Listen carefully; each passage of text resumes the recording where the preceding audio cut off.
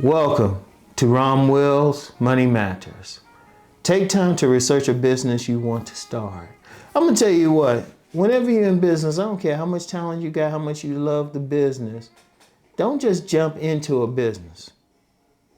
I don't care what it is, don't just jump in. Don't just say, well, I'm gonna start this business. You know, you get the paperwork and, depending on your jurisdiction, in most jurisdictions it's easy to get the paperwork, get the name and everything.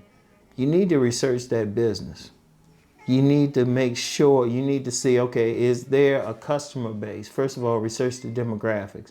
Are there people who want your particular product or service? Research where you are at. Like are you going to be in your neighborhood? Or are you going to a certain neighborhood, certain city, certain area? Are they interested in this? I don't care what the business is. You got to find some people. So do some research. Go online.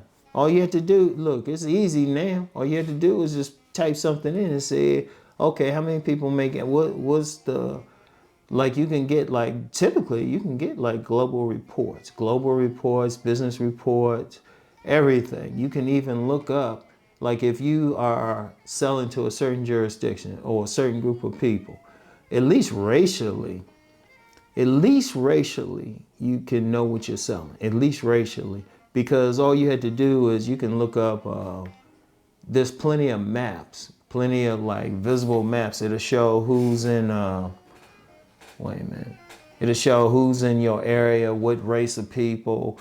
It'll tell you the money, everything. Research all of that. Say, okay, do I have the right type of people? What's their income? Sometimes it is racial, let's just be real. Sometimes you might be a black business owner and you have a product that, primarily to appeal to black people. Okay, are there black people in the area? And that just go by what you see or where you live, but, check out a map online. Say, okay, how many black people with money in this area? Okay, because you can look up everything, income, everything, or and some of the other stuff, it might be a little bit tougher.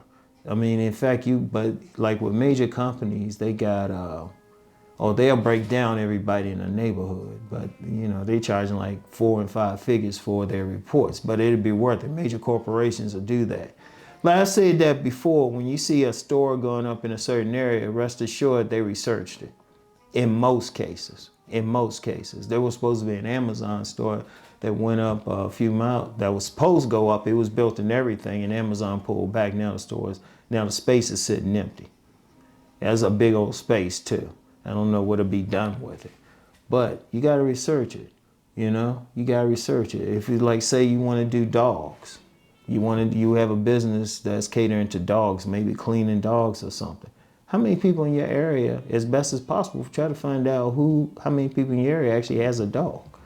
And don't just go by just what you see. That's the important thing. That's important. You still want to do that, but you, as best as possible, you want to get an idea. What's their income? What they likely to spend money on? You want to get as many reports as possible. And take the time to do that. See, a lot of businesses failed. Well, one, they might set up in the wrong place. 2, they don't have any idea about their customers. They might just be setting up just to set up. They don't, it might be, they might set up a vegan restaurant, but they in an area where, they ain't eating vegan food. You might be in an area, they good old boys. They want that meat, want that beef and everything. Where they at? You gotta ask yourself that. It's like, okay, I want to set up this restaurant. Does this area have people that will likely have it? What can I find out? And yeah, you're going to do the eye test on that too, but then you're going to do as much research as possible. When you want to go, like you checking out a mall, like I mentioned when I first moved to this area, I went up to the mall, had an idea about starting a book stand, like a kiosk and maybe a bookstore. I took a walk around the mall. I was like, okay, there's already a bookstore here, and the people probably wouldn't go for the type of books that I'm selling. I was looking at the demographics. I was like, oh, well, can't do it. But I went first. Like I remember a gentleman, he was a bookstore owner. He said, if you're going to set up a store in the mall, one, you need to walk through at different times. You need to see what type of traffic is there. Like different times. You walk through late at night, early in the morning, middle of the day, weekends, and just see what type of traffic is there. And then it has to be people going to buy your stuff. Let me use that bookstore example, because I wanted to set up like a store selling primarily black books. When I went to the mall, you know, shoot, in a parking lot, there was a few cars that had Confederate flags on it. And then I ain't hardly seen any black people. I was like, this ain't gonna work for me. This ain't gonna work for me anyway. So I'm looking at all of that. I'm looking at the area now. Ironically, I might be able to set up something now like that. But there's not enough traffic at the mall. So you want to look at all those things. You want to take time. You want to research all angles, what you want to set up. If you're doing something online, say you're just doing an online business, okay. Are you doing research? How can you get people to your site? You know?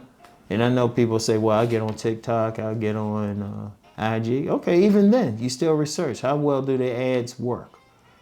You know, how you reaching out to, how you letting people know? Because sometimes you can't go by ads. Sometimes people go by ads and it doesn't work. Like I was working with this guy and on a particular website, and he did the ad thing. And I said, he didn't want to listen to me. I had more experience. He didn't want to listen to me because I was like, you know, if you want to get people at the site, you got to hit up some other sites and just announce it. You know, you like be on, because that's like one of the ways my books were selling.